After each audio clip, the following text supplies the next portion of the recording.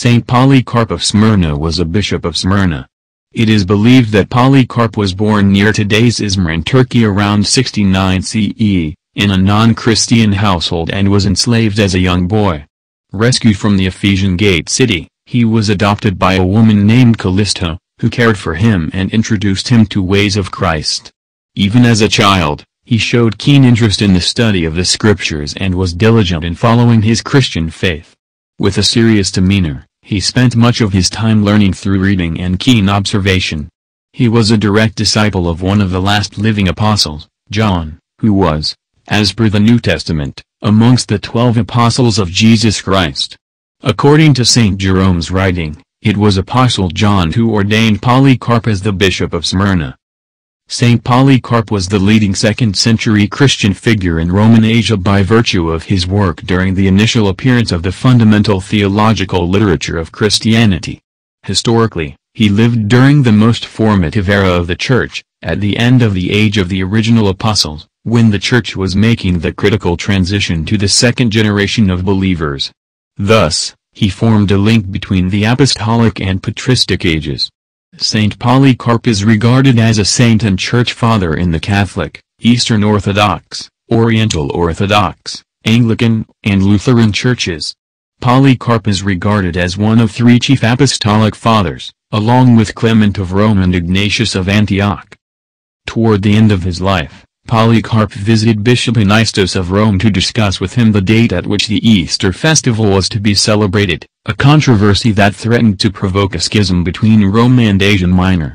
The two men could not reach agreement on a common date on which to celebrate Easter, so they agreed that Rome and Asia Minor would follow different practices in this regard. On his return to Smyrna, Polycarp was arrested by the Roman Proconsul and burned to death when he refused to renounce Christianity. This event has been eulogized in the Martyrdom of Polycarp, one of the earliest known Christian documents of this nature. Saint Irenaeus wrote that Polycarp was not only instructed by apostles, and conversed with many who had seen Christ, but he was also, by apostles, appointed bishop of the church in Smyrna. In a surviving letter that he wrote to the Philippians, he reminded the church, which had also received the teaching of St. Paul, not to surrender their faith to the Gnostic teachers claiming to teach a more intellectually refined gospel. For everyone who shall not confess that Jesus Christ is come in the flesh, is Antichrist, he wrote, citing St. John himself, and whosoever shall not confess the testimony of the cross, is of the devil, and whosoever shall pervert the oracles of the Lord to his own lusts and say that there is neither resurrection nor judgment, that man is the firstborn of Satan. Let us therefore, without ceasing, hold fast by our hope and by the pledge of our righteousness, Polycarp taught, as he went on to explain that both hope and righteousness depended upon Jesus Christ, who took up our sins in his own body upon the cross. With eloquence and clarity, he reminded the Philippian church that Christ, for our sakes, endured all things, so that we might live in him. However, Polycarp's most eloquent testimony to his faith in Jesus came not through his words, but through his martyrdom, described in another early Christian work. The Church of Smyrna, in present-day Turkey, compiled their recollections of their bishop's death at the hands of public authorities in a letter to another local church. We have written to you, brethren, as to what relates to the martyrs, and especially to the blessed Polycarp, who, in the words of the Catholics of Smyrna, put an end to the persecution, having, as it were, set a seal upon it by his martyrdom. Around the year 155, Polycarp became aware that government authorities were on the lookout for him, seeking to stamp out the Catholic Church's claim of obeying a higher authority than the emperor. He retreated to a country house and occupied himself with constant prayer, before receiving a vision of his death that prompted him to inform his friends, "I must be burned alive." He changed locations, but was betrayed by a young man who knew his whereabouts and confessed under torture. He was captured on a Saturday evening by 2 public officials, who urged him to submit to the state demands. "What harm is there," one asked, "in saying, 'Caesar is Lord,' and in sacrificing to him, with the other ceremonies observed on such occasions, so as to make sure of safety?" "I shall not do as you advise me," he answered. Outraged by his response, the officials had him violently thrown from their chariot and taken to an arena for execution.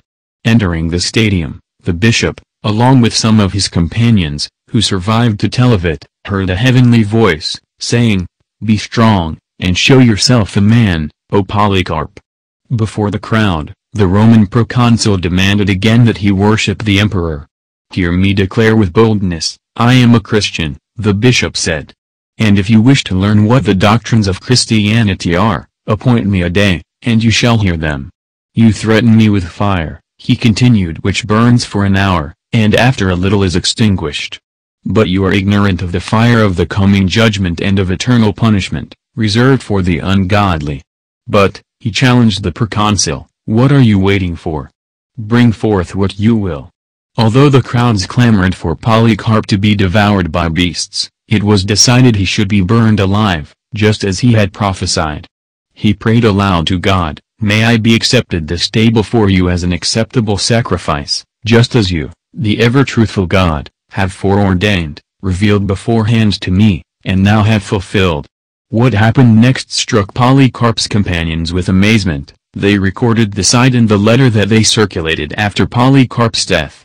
As the flame blazed forth in great fury, they wrote, "We to whom it was given to witness it, beheld a great miracle." The fire did not seem to touch the bishop's body.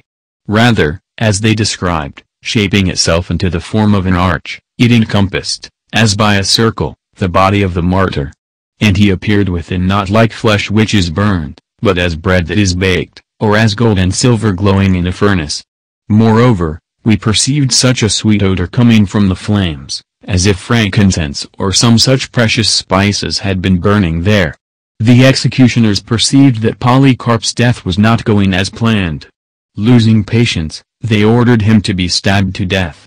From the resulting wound, there came forth a dove, and a great quantity of blood, so that the fire was extinguished. The crowd, as the Christian witnesses recalled, were understandably amazed. All the people marveled, they wrote, that there should be such a difference between the unbelievers and the elect. Polycarp, they proclaimed, had been among that elect, having in our own times been an apostolic and prophetic teacher, and bishop of the church which is in Smyrna.